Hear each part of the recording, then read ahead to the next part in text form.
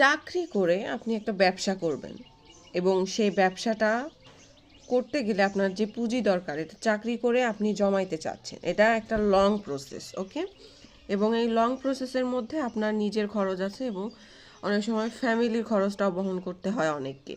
ঠিক আছে, আপনার স্যালারি যদি 50,000 টাকাও হয়, তবুও আপনি মধ্যবিত্তদের মতোই চলবেন। আর 50,000 স্যালারি কিন্তু আপনার একদিনে হবে না। এর জন্য আপনাকে অনেকগুলো বছর চাকরি করতে হবে এবং আপনার চাকরির যে যোগ্যতা, এটা অর্জন করতে হবে। ঠিক আছে, কিন্তু আপনি যদি গ্রাফিক ডিজাইনের কাজ শেখেন এবং এই ডিজাইনগুলো যদি আপনি সঠিকভাবে সঠিক প্রসে মার্কেটিং করতে পারেন, তাহলে আপনি একদিনেই 50,000 টাকা ইনকাম করতে পারছেন। আপনাকে 30 দিন ওয়েট করে, 40 দিন ওয়েট করে 50,000 টাকা স্যালারি তুলে এবং সেই স্যালারি থেকে নিজের খরচটা করে ফ্যামিলির জন্য কিছু রেখে বিজনেসের জন্য টাকা জমাতে চাচ্ছেন।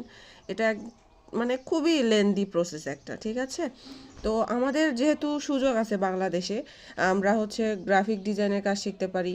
ফ্রিল্যান্সিংয়ের অনেক অনেক অনেক ধাপ আছে, সেগুলো আমরা ফলো করতে পারি এবং সেই অনুযায়ী চাকরির পাশাপাশিও কিন্তু আমরা কাজটা করতে পারি। আর এমন একটা পর্যায়ে আপনি যদি ফাইবারে কাজ করে থাকেন, আপওয়ার্কে কাজ করে থাকেন, জার্কে করে থাকেন, ওয়াইল অ্যান্সারে করে থাকেন, এরকম অনেক মার্কেট প্লেস আছে, এগুলোতে যদি ফেমাস হতে পারেন এবং এগুলোতে যদি লেভেল আপ করতে পারেন, তাহলে আপনাকে কখনোই চাকরির পিছনে ছুটতে হবে না এবং চাকরির জন্য 8 ঘন্টা 12 ঘন্টা টাইম ওয়েস্ট করতে হবে না। আপনি শুধু ঘরে বসে রাতে একটু সময় দিলেই আপনি কিন্তু এই 50,000 টাকা একটা অর্ডারে কমপ্লিট করতে পারছেন এবং আপনার ব্যবসার জন্য যে পুঁজি, সেটার জন্য কিন্তু এত লেন্থি প্রসেসের জন্য মানে ওয়েট করতে হচ্ছে না। তাহলে আর কি, যেহেতু আপনাদের সুযোগ আছে গ্রাফিক ডিজাইনের কাজ শেখার জন্য এবং বিভিন্ন ফ্রিল্যান্সিংয়ের, তাহলে আর দেরি না করে আপনারা ফ্রিল্যান্সিংয়ে যোগ দিন এবং ফ্রিল্যান্সিং শিখে আপনারা ইনকাম শুরু করুন।